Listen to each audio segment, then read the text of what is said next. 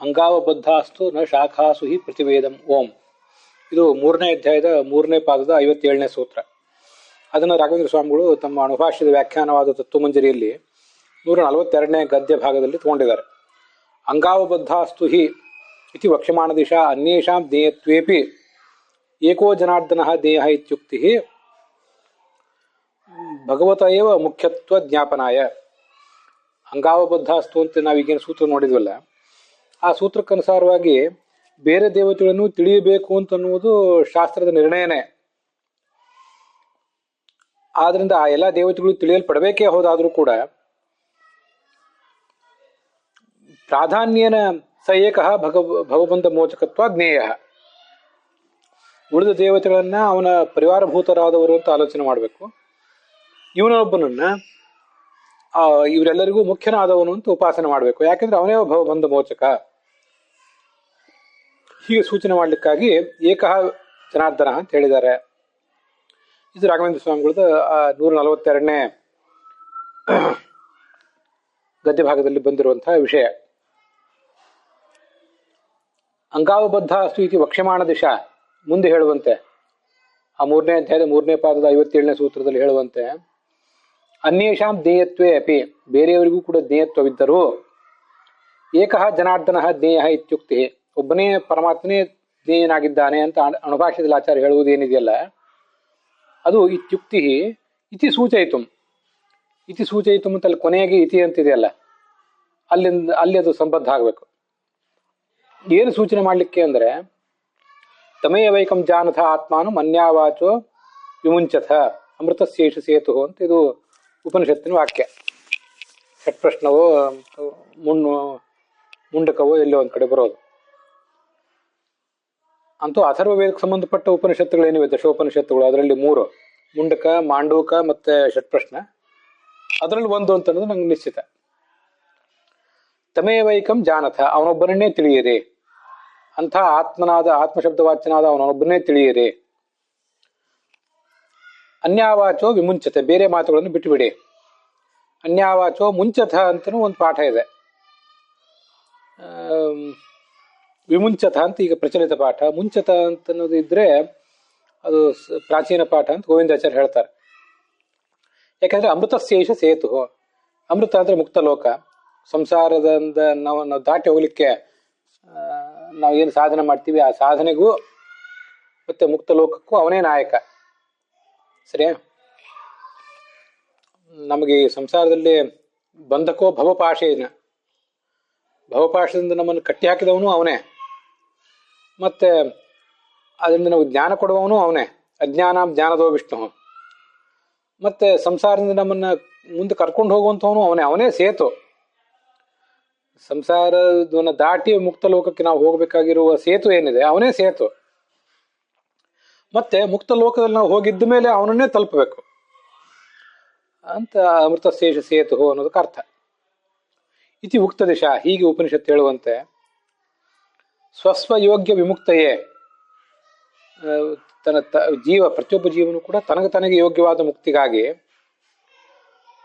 ಪ್ರಾಧಾನ್ಯೇನ ಸಯೇಕೋ ಭವಬಂಧ ಮೋಚಕತ್ವ ಜ್ಞೇಯ. ಆ ಜೀವನಿಂದ ಪ್ರಾಧಾನ್ಯೇನ ಭಗವಂತನೇ ತಿಳಿಯಲ್ಪಡಬೇಕು. ಯಾಕಂದ್ರೆ ಅವನೇ ಭವಬಂಧ ಮೋಚಕನಾಗಿದ್ದಾನೆ. ಇತಿ ಸೂಚಯಿತು ಹೀಗೆ ತಿಳಿಸ್ಲಿಕ್ಕಾಗಿ ಏಕೋ ಜನಾರ್ದನ ಅಂತ ಹೇಳಿದ್ದಾರೆ. ಏಕಃ ಅಂತಂದ್ರೆ ಮುಖ್ಯವಾಗಿ ಅವನೊಬ್ಬನೇ ಅಂತ ಹೀಗಾದ್ರ ಅರ್ಥ ಆಗ್ತದೆ. ಇದು ಇಷ್ಟು 142ನೇ ಸೂತ್ರದ 142ನೇ ಗದ್ಯ ಭಾಗದ ವ್ಯಾಖ್ಯಾನ. ಅಲ್ಲಿ ಅಂಗಾವಬದ್ಧಾಸ್ತು ಅಂತ ಏನಿದೆಯಲ್ಲ ಅದಕ್ಕೆ ಹೀಗ ಅರ್ಥ.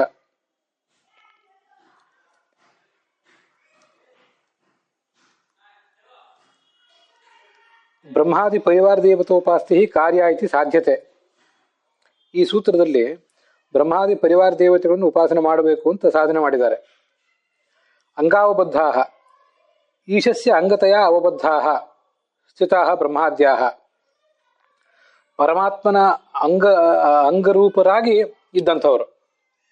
ಪರಮಾತ್ಮನ ಕಾಲೊಬ್ಬ, ತಲೆ ಒಬ್ಬ, ಕಣ್ಣೊಬ್ಬ ಅಂತ ಹೀಗೆ ಭಗವಂತನ ಅಂಗರೂಪರಾಗಿ ದೇವತೆಗಳಿದ್ದಾರೆ. ಆ ದೇವತೆಗಳನ್ನ ಉಪಾಸನೆ ಮಾಡಬೇಕು. ಯಾಕೆಂದ್ರೆ ವೇದದಲ್ಲಿ ಅವರ ಉಪಾಸನೆ ಇತ್ಯಾದಿಗಳನ್ನು ಹೇಳಿದ್ದಾರೆ. ಈ ದೇವತೆಗಳನ್ನ ಅಂಗರು ಅಂತ ಯಾಕೆ ಹೇಳ್ತಾರೆ ಅಂತ ನಮಗೆಲ್ಲ ಒಂದು ಜಿಜ್ಞಾಸೆ ಬರಬಹುದು. ಪರಮಾತ್ಮನ ಅಂಗಗಳು ಬೇರೆನೆ, ದೇವತೆಗಳು ಬೇರೆನೆ. ದೇವತೆಗಳೇನು ಪರಮಾತ್ಮನ ಅಂಗರೂಪರಾದವರಲ್ವಲ್ಲ. ಆದ್ರಿಂದ ದೇವತೆಗಳನ್ನ ಪರಮಾತ್ಮನ ಅಂಗ ಅಂತಾನೆ ಯಾಕೆ ಹೇಳಿದ್ದಾರೆ ಅಂದ್ರೆ, ಅವ್ರ ಅಂಗದಿಂದ ಹುಟ್ಟಿದವರಾದ್ರಿಂದ ಅವರನ್ನ ಅಂಗರು ಅಂತ ಹೀಗೆ ವರ್ಣನೆ ಮಾಡಿದ್ದಾರೆ ಅಷ್ಟೆ. ಭಗವಂತನ ಅಂಗ ಜಾತರಾದ್ದರಿಂದ ಅಂಗ ಶಬ್ದ ವಾಚ್ಯರಷ್ಟೇ ಅವರು, ವಸ್ತುತಃ ಅವರೇ ಅಂಗರಲ್ಲ. ಅಂತಹ ಬ್ರಹ್ಮಾದಿ ದೇವತೆಗಳಿಗೆ ಸಂಬಂಧಪಟ್ಟ ಅವಬದ್ಧ ಅದು ಸಂಬಂಧಿಸಿದಂಥ ಪೂಜೆ ನಮಸ್ಕಾರ ಇತ್ಯಾದಿಗಳನ್ನು ಮಾಡಬೇಕು. ಅಲ್ಲಿ ಅವಬದ್ಧ ಅಂತಿದೆಯಲ್ಲ, ಅವಬದ್ಧರು ಅಂತನ್ನೋದು ಈ ದೇವತೆಗಳಿಗೂ ಕೂಡ ಅವಬದ್ಧ ಇರುವಂತಹ, ಸ್ಥಿತರಾಗಿ ಒಂದ್ ಕಡೆ ಸ್ಥಿರವಾಗಿರುವಂತಹ ದೇವತೆಗಳು ಉಪಾಸಿಸಲ್ಪಡಬೇಕು ಅಂತ ಒಂದರ್ಥ. ಇನ್ನೊಂದು ಅವಬದ್ಧ ಅಂದ್ರೆ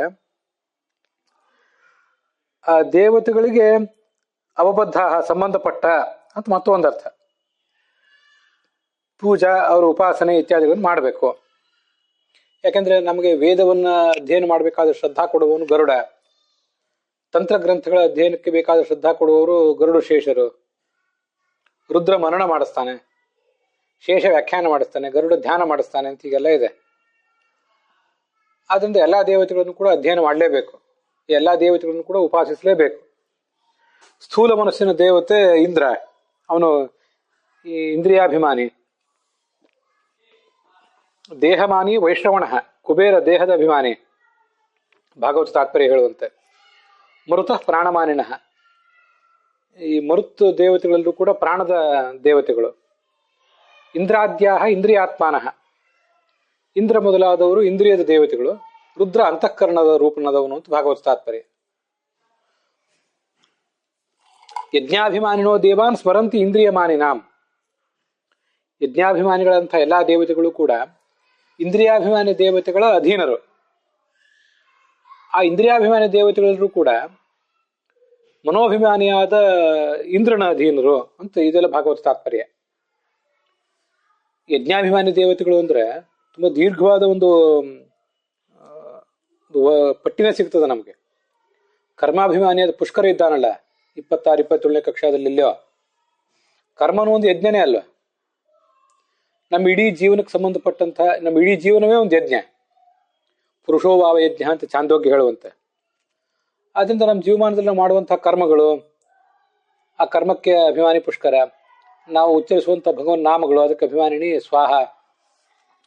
ಆದ್ರಿಂದ ಯಜ್ಞಾಭಿಮಾನಿ ದೇವತೆಗಳು ಅಂದ್ರೆ ತುಂಬಾ ದೊಡ್ಡ ಪಟ್ಟಿನೇ ಇದೆ, ಕೇವಲ ತತ್ವಾಭಿಮಾನಿ ದೇವತೆಗಳಲ್ಲ. ಇನ್ನೂ ಕೆಳಗಿನವರೆಲ್ಲ ಇದಕ್ಕೆಲ್ಲ ಅಭಿಮಾನಿಗಳೇ ಆಗಿದ್ದಾರೆ. ಯಜ್ಞಕ್ಕೆ, ನಾವು ಮಾಡುವಂಥ ಸಣ್ಣ ಪುಟ್ಟ ಯಜ್ಞಗಳಿಗೆ, ಜೀವನ ಎಂಬ ಯಜ್ಞಕ್ಕೆ, ಅವರೆಲ್ಲ ಇಂದ್ರಿಯಾಭಿಮಾನಿ ದೇವತೆಗಳ ಅಧೀನರು. ಇಂದ್ರಿಯಾಭಿಮಾನಿ ದೇವತೆಗಳು ಅಂದ್ರೆ ಯಾರು? ಅದು ಕಾಟಕೋಪನಿಷತ್ನಲ್ಲಿ ಅದನ್ನು ವರ್ಣನೆ ಮಾಡಿದ್ದಾರೆ. ಸೋಮ ವಿತ್ತಪ ಸೂರ್ಯಾಪಾಹ ಅಶ್ವಗ್ನೀಂದ್ರೇಂದ್ರ ನಾಮಕಾಹ. ಸೋಮ ಅಂದ್ರೆ ಚಂದ್ರ, ಕುಬೇರ, ಅಗ್ನಿ, ಸೂರ್ಯ ಮತ್ತೆ ವರುಣ, ಮತ್ತೆ ಅಶ್ವಿನಿ ದೇವತೆಗಳು, ಇವರೆಲ್ಲ ಹೀಗೆ ಒಂದಕ್ಕೊಂದಕ್ಕೆ ಅಭಿಮಾನಿಗಳಾಗೇ ಇದ್ದಾರೆ. ತತ್ವಾಭಿಮಾನಿ ದೇವತೆಗಳನ್ನ ನಾವು ಸ್ಮರಣೆ ಮಾಡೇ ಮಾಡ್ತೀವಿ ಆ ದೃಷ್ಟಿಯಿಂದ. ಯಮಃ ದಕ್ಷಶ್ಚ ಇಂದ್ರಿಯೇಶಾಹ,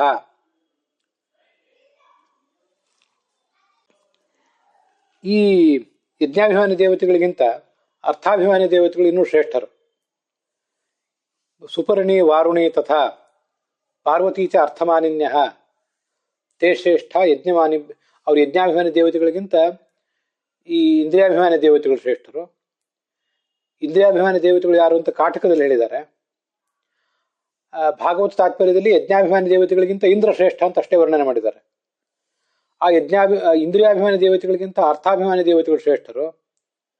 ಆ ಸುಪರ್ಣಿ ಮತ್ತೆ ವಾರುಣಿ ಮತ್ತೆ ಪಾರ್ವತಿ, ಅವರಿಗಿಂತ ಮನೋಭಿಮಾನಿನೋ ರುದ್ರವೀಂದ್ರ ಶೇಷಾಸ್ತ್ರಯೋಪಿತು ಕಾಟಕ ಭಾಷ್ಯ. ಕಾಟಕ ಭಾಷ್ಯ ಮತ್ತೆ ಭಾಗವತ ತಾತ್ಪರ್ಯ ಎರಡನ್ನು ಜೊತೆಗೆ ಸೇರಿಸಿ ಹೇಳ್ತಾ ಇದ್ದೇನೆ. ಅವರೆಲ್ಲರೂ ನಮ್ಮ ಮನೋಭಿಮಾನಿಗಳು, ಗರುಡಶೇಷ ರುದ್ರರು. ತೇಭ್ಯೋ ಬುದ್ಧಿ ಸರಸ್ವತಿ, ಅವ್ರಿಗಿಂತ ಬುದ್ಧಿ ಅಭಿಮಾನಿನಿಯಾದ ಸರಸ್ವತಿ ದೊಡ್ಡವಳು. ತಸ್ಯಾ ಬ್ರಹ್ಮ ಮಹಾನಾತ್ಮ, ಅವಳಿಗಿಂತ ನಮ್ಮ ಜೀವಾಭಿಮಾನಿಯಾದ ಬ್ರಹ್ಮ ದೊಡ್ಡವನು. ತಥೋ ವ್ಯಕ್ತಾಭಿಧ ರಮ, ಮುಂದೆ ಅವ್ಯಕ್ತ ತತ್ವದ ಅಭಿಮಾನಿಯಾದ ರಮಾ ದೊಡ್ಡವಳು. ತಸ್ಯಾಸ್ತು ಪುರುಷ ಪೂರ್ಣ, ಪೂರ್ಣನಾದ್ರಿಂದ ಪುರುಷ ಶಬ್ದವಾಚ್ಯನಾದ ಭಗವಂತನೇ ಅವಳಿಗಿಂತ ದೊಡ್ಡವನು. ಸರಿಯಾ? ಇದು ಇಲ್ಲ ಕಾಟಕ. ಯಜ್ಞಾಭಿಮಾನಿ ದೇವತೆಗಳನ್ನು ಇಂದ್ರಿಯಾಭಿಮಾನಿ ದೇವತೆಗಳು ಅಂತ ಸ್ಮರಿಸ್ತಾರೆ. ವಶಕಾನ್ಸ್ತಾನ್ ಮನೋಮಾನಿ ಸುರೇಂದ್ರಸ್ಯ ವಶಂ ನಯೇತ್. ಅವರೆಲ್ಲರೂ ಕೂಡ ಮನೋಭಿಮಾನಿಯಾದ ರುದ್ರನ ಅಧೀನರು ಅಂತ ಚಿಂತನೆ ಮಾಡಬೇಕು. ವೇದಾತ್ಮಿಕಾಯ ಪಾರ್ವತ್ರ್ಯಾ ತಮ್ತಾಂ ರುದ್ರವಶೇ ಸ್ಥಿತಾಂ. ಇದೆಲ್ಲ ಈಗ ನಾನು ಹೇಳ್ತಿರೋದು ಭಾಗವತ ತಾತ್ಪರ್ಯ. ಇಂದ್ರಿಯ ಮನೋಭಿಮಾನಿಯಾದ ರುದ್ರ ವೇದಾತ್ಮಕಳಾದ ಪಾರ್ವತಿಯ ಅಧೀನ. ಅವಳು ಓಂಕಾರದ ಅಭಿಮಾನಿಯಾದ ರುದ್ರನಿಗೆ ಅಧೀನಳು. ವರ್ಣತ್ರಯಾತ್ಮಕಂ ರುದ್ರಂ, ಅಕಾರ ಉಕಾರ ಮಕಾರಗಳಿಗೆ ಅಭಿಮಾನಿ ರುದ್ರ. ಬಿಂದುರೂಪ ಸರಸ್ವತ್ಯಾಂ ತಮ್ತಾಂ ತಸ್ಯಾಂ ಪುನರ್ನಯೇತ್. ಅಕಾರ ಉಕಾರ ಮಕಾರಗಳಿಗೆ ಪ್ರತ್ಯೇಕವಾಗಿ ಅಭಿಮಾನಿ ರುದ್ರ. ಶೇಷ ಪ್ರಣವ ಇಡೀ ಓಂಕಾರಕ್ಕೆ ಅಭಿಮಾನಿ. ಅವರೆಲ್ಲ ಆ ಓಂಕಾರದ ಒಂದು ಅವಯವವಾದಂತಹ ಬಿಂದು ಅಂತಿದೆಯಲ್ಲ, ಅಕಾರ ಉಕಾರ ಮಕಾರ ನಾದ ಬಿಂದು ಕಲಾಶಾಂತ ಅತಿಶಾಂತ ಅಂತ, ಅಲ್ಲಿ ಆ ಬಿಂದುವಿಗೆ ಅಭಿಮಾನಿ ಸರಸ್ವತಿ. ಅವಳ ಅಧೀನರು ಗರುಡ ಶೇಷ, ಈ ರುದ್ರ ಶೇಷರು.